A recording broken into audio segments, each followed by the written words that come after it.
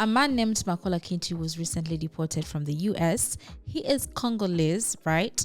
But the US decided to deport him to Juba, South Sudan. When Juba said no, when South Sudan said no, this isn't our guy, the US decided to retaliate and put a visa ban on the entire country because South Sudan refused to accept this immigrant that they had deported. Let's get to it. Now, Mr. Kinto's story is a bit murky. He is believed to be Congolese, and he did overstay his stay in the United States, and he was also involved in some illegal activities that warranted his deportation. Now, the law is the law, and they have every right to do what they want. Now, here's where it gets weird. Now, when someone is deported, the standard procedure is that you return them to their country of origin or to a country that they have historical ties to. And this particular case, they didn't send him to say the country, to his home country, or any country that he had any historical tie to. They sent him to South Sudan, a country he had no ties to whatsoever. I want you guys to watch this clip and then come back. The main takeaway from this bizarre diplomatic dispute appears to be, if the Trump administration decides that you're from South Sudan, you will be deported there, even if you're not from that country.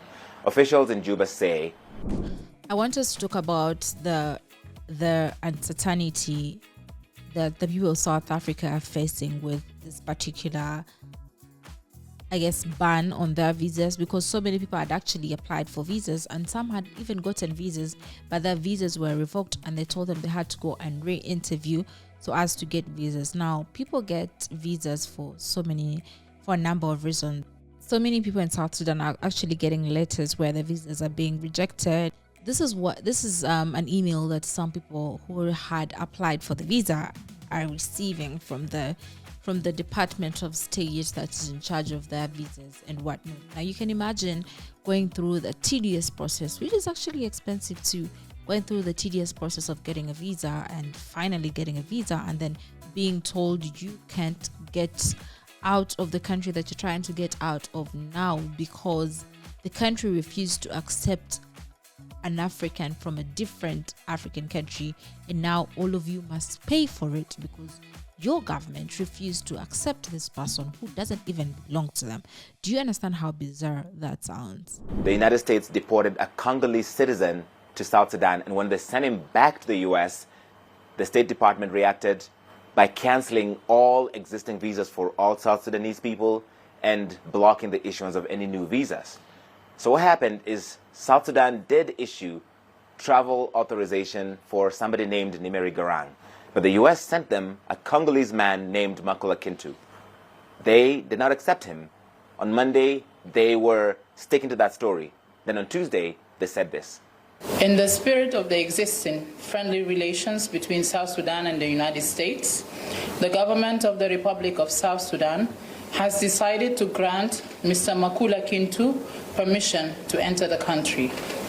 In light of this decision, the government has instructed the relevant authorities at Juba International Airport to facilitate Mr. Kintu's arrival as early as tomorrow. South Sudanese officials believe that the U.S. made a mistake and sent them the wrong man because the right Nimeri Garang is still scheduled to be deported to Juba next month. But the U.S. has all the leverage here. Canceling visas hurts, and so South Sudan was forced to accept this man. It's not clear if they will keep him in the country or they will deport him again to the Democratic Republic of Congo.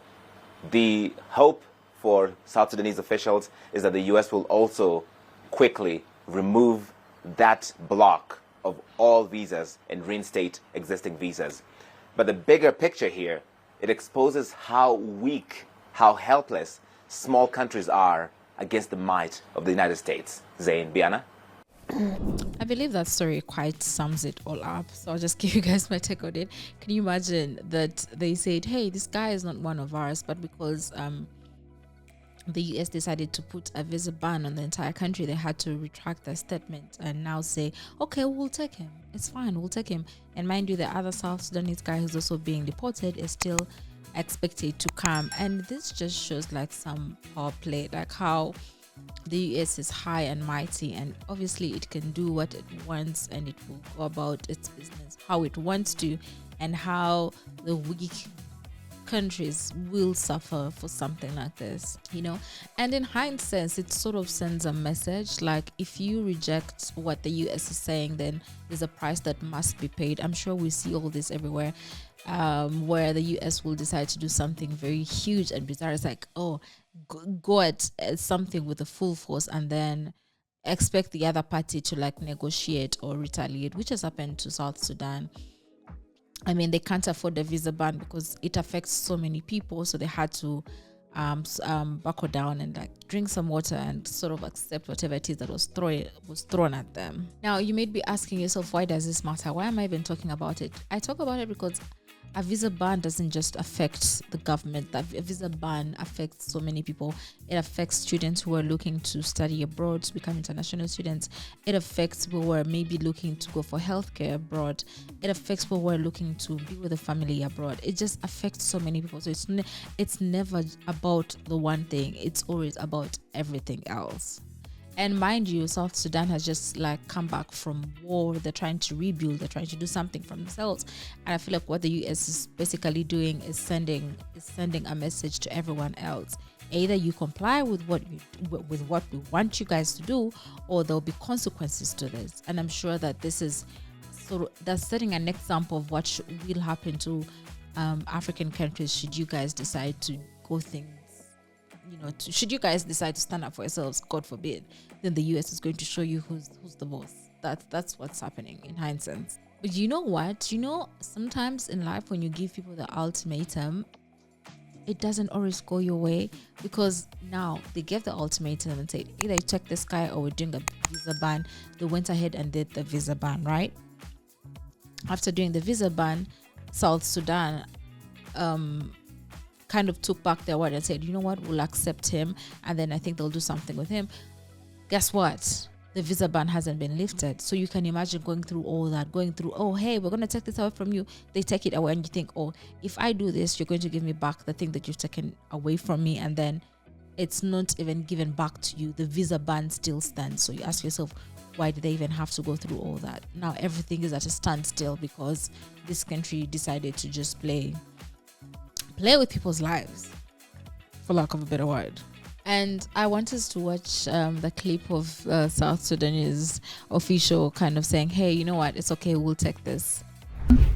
Wishes to formally communicate the recent decision. The Ministry of Foreign Affairs and International Cooperation of the Republic of South Sudan wishes to formally communicate the recent decision by the government regarding an individual deported from the United States who was denied entry at Juba International Airport on April 5th and April 6th of 2025. In the spirit of the existing friendly relations between South Sudan and the United States, the government of the Republic of South Sudan has decided to grant Mr. Makula Kintu permission to enter the country. In light of this decision, the government has instructed the relevant authorities at Juba International Airport to facilitate Mr. Kintu's arrival as early as tomorrow. The government of the Republic of South Sudan remains committed to facilitating the return of verified South Sudanese nationals who are scheduled for deportation from the United States. So you can clearly see that they're actually trying to keep the peace. They're trying to keep the peace and, sort of move things along. So as you can clearly see, they're trying to keep the peace and, say, you know what, it's fine. But what do you guys think? Do you think this was a right move? Do you think the US has... Obviously, some people can say the US has every right to defend itself, as it should, like any other country. It should defend itself. But do you think this tactic is the right way to go about things, like to give people ultimatums and sort of back them into a corner till they accept what it is that you want them to? Do you think that's right? Let me know in the comment section. We've come to the end of this one. I'll see you guys next time. Please check out my website, Jonita Maaya, and all my socials are Jonita Maaya. And I guess I'll see you next time. Bye.